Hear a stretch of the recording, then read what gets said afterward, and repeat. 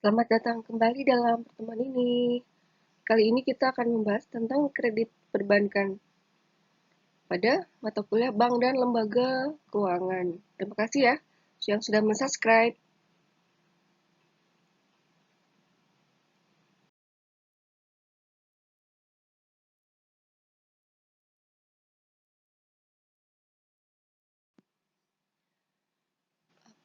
Apa itu kredit? Dari pengertiannya, kredit adalah diambil dari kata credere dalam bahasa Latin yang berarti percaya. Maksudnya, pemberi kredit itu percaya kepada si penerima kredit. Nah, kredit adalah pemberian prestasi, misalkan uang atau barang, dengan balas prestasi atau kontra prestasi yang akan terjadi pada waktu mendatang. Menurut Undang-Undang Nomor 18 Tahun 1998, pengertian kredit adalah penyediaan uang atau tagihan yang dapat dipersamakan dengan itu. Nah, berdasarkan persetujuan atau kesepakatan pinjaman peminjaman antara bank dengan pihak lain yang mewajibkan pihak peminjam untuk melunasi utangnya setelah jangka waktu tertentu dengan pemberian bunga.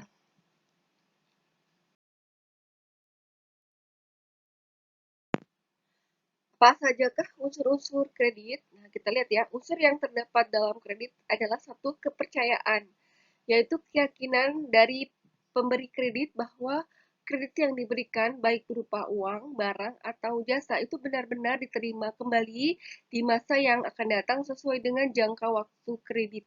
Karena kredit itu ada jangka waktunya ya, pengembaliannya kapan.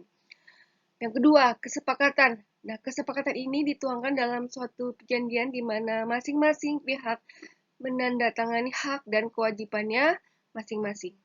Yang ketiga, jangka waktu. Itu mencakup masa pengembalian kredit yang disepakati. Ya, jangka pendek di bawah 1 tahun, jangka menengah itu 1 sampai 3 tahun, atau jangka panjang.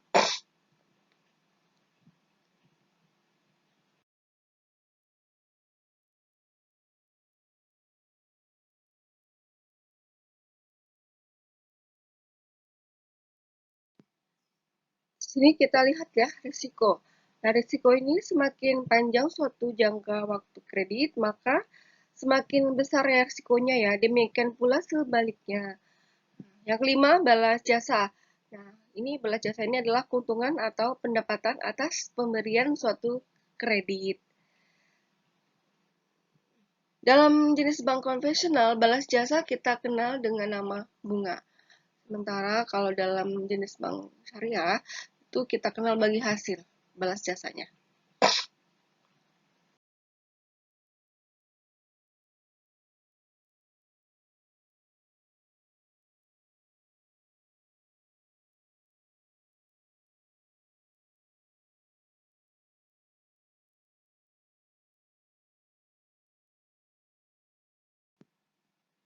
Kita lihat apa itu pertimbangan kredit. Nah, pertimbangan kredit itu satu karakter. Nah, karakter itu adalah tabiat ya, serta kemauan si pemohon untuk memenuhi kewajiban yang telah dijanjikan. Yang kedua, kemampuan atau capacity, itu yaitu kesanggupan si pemohon untuk mengembalikan pinjaman dan untuk memenuhi kewajiban lainnya. Yang ketiga, modal ya atau kapital. Yang keempat, bidang usaha atau line of business. Yang kelima, rekening. Yang keenam, pergaulan sosial. Yang ketujuh, permintaan produksi. Dan yang kedelapan itu adalah persaingan.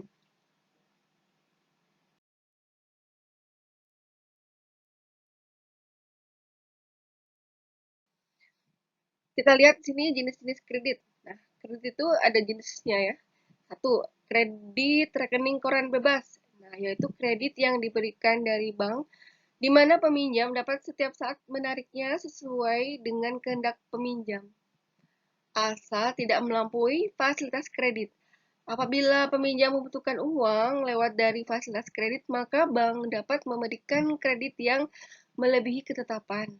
Apabila perlu bank memberikan fasilitas curugkan atau overdraft itu sebesar 5% dari jumlah kredit maksimumnya.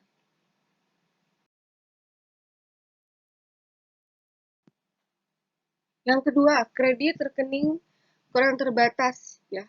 Di sini Pinjaman yang diberikan dikenai batasan tertentu dalam melakukan penarikan uang melalui rekening. Yang ketiga adalah revolving credit. Nah, revolving itu artinya berputar. Jika kredit pada suatu saat berkurang, maka secara otomatis jumlah kredit pada saat berikutnya juga ditambah dengan jumlah kredit yang berkurang, sehingga jumlah kredit seluruhnya itu menjadi sama besar ya dengan jumlah sesuai dengan perjanjian yang seharusnya pada saat itu.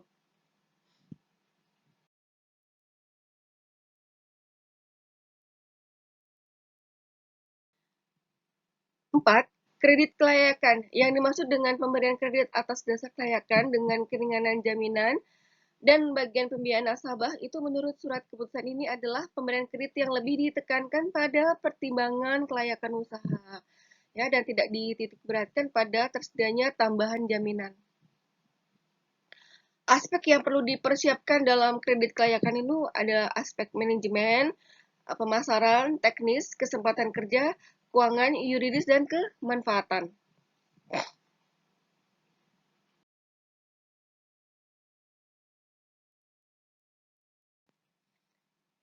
Yang kelima, kredit investasi. Nah, ini merupakan fasilitas pinjaman ya yang diberikan dalam jangka pendek, menengah, dan panjang untuk membiayai capital goods seperti pendirian pabrik, perluasan, perbaikan perusahaan, dan pembelian mesin. Yang keenam, kredit antisipasi kepada emiten. Yang dimaksud dengan kredit antisipasi adalah uang muka yang diberikan oleh bank komersial kepada emiten. Pelunasan uang muka tersebut itu diperoleh dari hasil penjualan saham atau obligasi.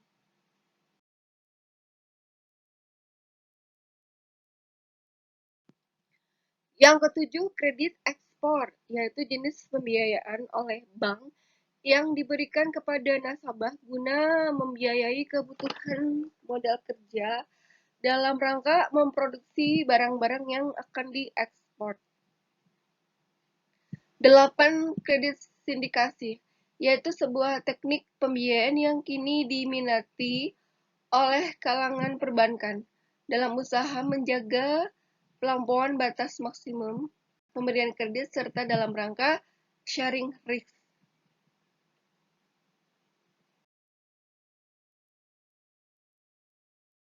Berikutnya, kredit macet. Kredit macet adalah kredit yang tidak dapat ditagihkan sehingga menimbulkan kerugian yang harus ditanggung oleh bank. Nah, kredit macet itu terjadi karena dua unsur, yaitu satu dari pihak bank terjadi karena kekurang telitian pihak analisis atau terjadi karena adanya kolusi antara pihak analisis dan debitur. Yang kedua, dari pihak nasabah ya, adanya unsur kesengajaan dan ketidaksengajaan. Kesengajaan itu seperti tidak tidak membayar tepat waktu ya. Kemudian kalau yang ketidaksengajaan karena dia belum punya uang untuk mengembalikan, jadi dia tidak sengaja karena tidak ada uang yang harus dia kembalikan pada pengembalian kreditnya.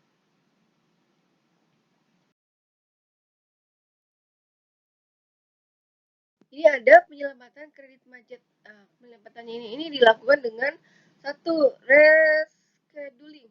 Ya, rescheduling itu memperpanjang waktu kredit atau jangka waktu angsuran. Yang kedua, reconditioning ya dengan mengubah berbagai macam persyaratan. Yang ketiga, restructuring dengan menambah modal nasabah dengan pertimbangan nasabah memang membutuhkan tambahan dana dan usaha yang dibiayai memang masih layak. Yang keempat, kombinasi gabungan dari rescheduling dan reconditioning dengan restructuring. Yang kelima adalah penyitaan jaminan.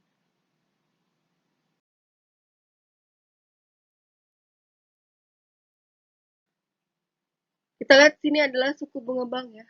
Pastinya balas jasanya itu berupa bunga kalau pada bank konvensional ya. Nah, di sini suku bunga itu pada bank syariah itu adalah tidak mengenal suku bunga ya, tetapi dia mengenal balas jasa yang berupa bagi hasil. Nah, bunga bank ini dapat diartikan sebagai jasa yang diberikan oleh bank yang berdasarkan prinsip konvensional kepada nasabah yang membeli atau menjual produknya. Bunga juga dapat diartikan sebagai harta yang harus dibayar kepada nasabah yang memiliki simpanan dengan yang harus dibayar oleh nasabah kepada bank. Misalkan nasabah yang memperoleh pinjaman.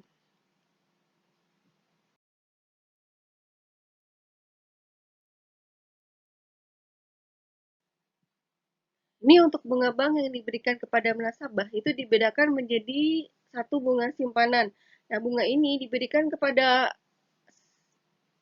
nasabah sebagai rangsangan bagi nasabah yang menyimpan uangnya di bank.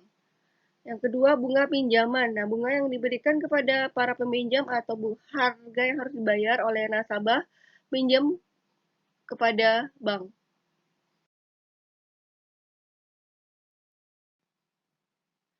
Nah, kita lihat sini faktor-faktor yang mempengaruhi suku bunga bank ya.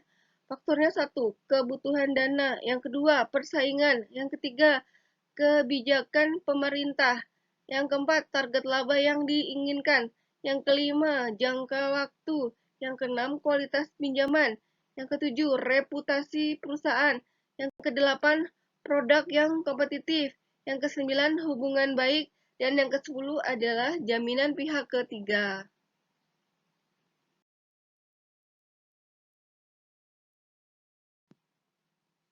Berikutnya adalah komponen-komponen dalam menentukan bunga kredit. Satu, total biaya dana atau cost of fund.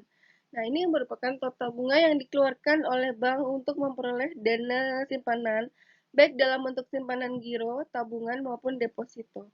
Nah, biaya total ini harus dikurangi cadangan wajib atau reserve requirement atau RR. Nah, yang kedua, biaya operasi. Nah, biaya operasi ini merupakan biaya yang dikeluarkan bank dalam melaksanakan operasinya. Terdiri dari biaya gaji pegawai, biaya administrasi, biaya pemeliharaan, dan biaya-biaya lainnya.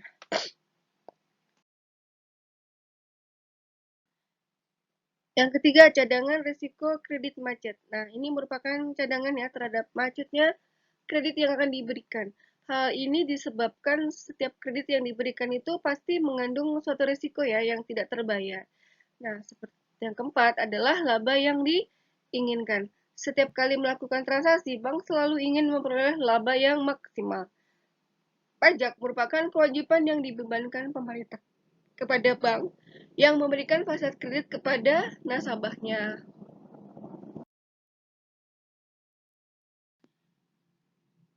Ini adalah contoh soal ya.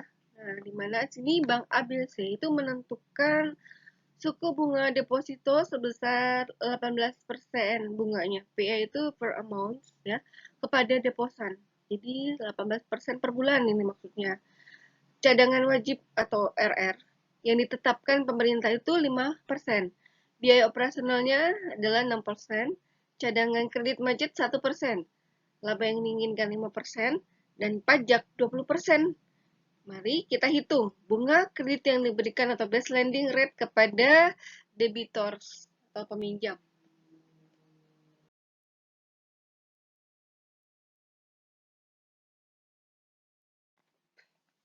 Rumus cost of fund itu adalah bunga yang dibebankan dibagi 100% dikurangi cadangan wajib atau RR. Nah, di sini dalam contoh soal diketahui ya, bunga dan cadangan wajibnya itu bunganya kan 18%, kemudian cadangan wajib RR-nya itu kan 5%. Jadi cost of fund-nya itu 18% dibagi 100% dikurang 5%. Jadi 18% dibagi 95% ya. Nah, jadi cost of fund-nya itu adalah 18,95%. Cost of fund itu dibulatkan ya, dibulatkan ke atas sekarang menjadi 19%. Dari asalnya 18,95%.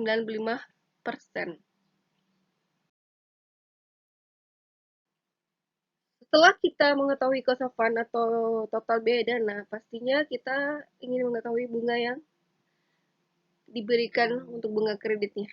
Ya, kita hitung satu persatu ya dari contoh soal yang di atas. Diketahui setelah kita hitung cost of fund-nya, total biaya dananya itu 19%. Kemudian ditambah total biaya operasi 6%. Nah, jadinya 19% ditambah 6% itu sama dengan 25%. Berikut, cadangan risiko kredit macetnya itu 1%. Nah, kemudian 25% ditambah 1% menjadi 26%. Berikut, laba yang diinginkan adalah 5%. Jadi, 26% ditambah 5% sama dengan 31%. Berikut, pajak 20% dari laba 5% itu adalah 1%. Jadi, 31% ditambah 1% sama dengan 32%. Jadi, bunga kredit yang diberikan atau base lending rate-nya itu sebesar 32%.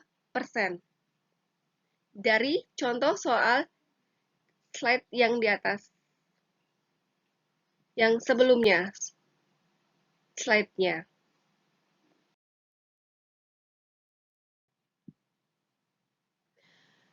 Untuk jenis pembayaran suku bunga kredit itu satu sliding rate ya. Sliding rate itu adalah pembayaran bunga setiap bulan dihitung dari sisa pinjamannya. Sehingga jumlah bunga yang dibayar nasabah setiap bulannya itu menurun seiring dengan turunnya pokok pinjaman. Akan tetapi pembayaran pokok pinjamannya itu adalah sama.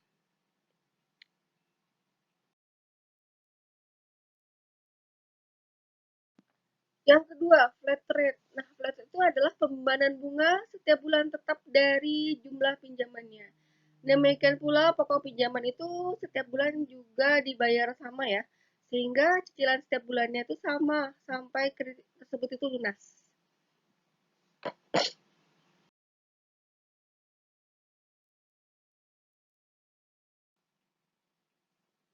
Berikutnya yang ketiga adalah floating rate.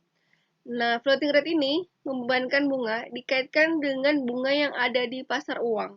Sehingga bunga yang dibayar setiap bulan itu sangat tergantung ya dari bunga pasar uang pada bulan tersebut.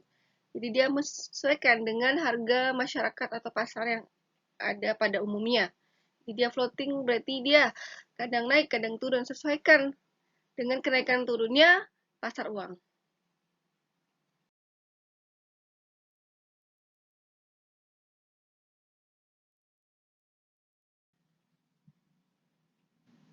Tolong klik tombol subscribe ya guys. Terima kasih.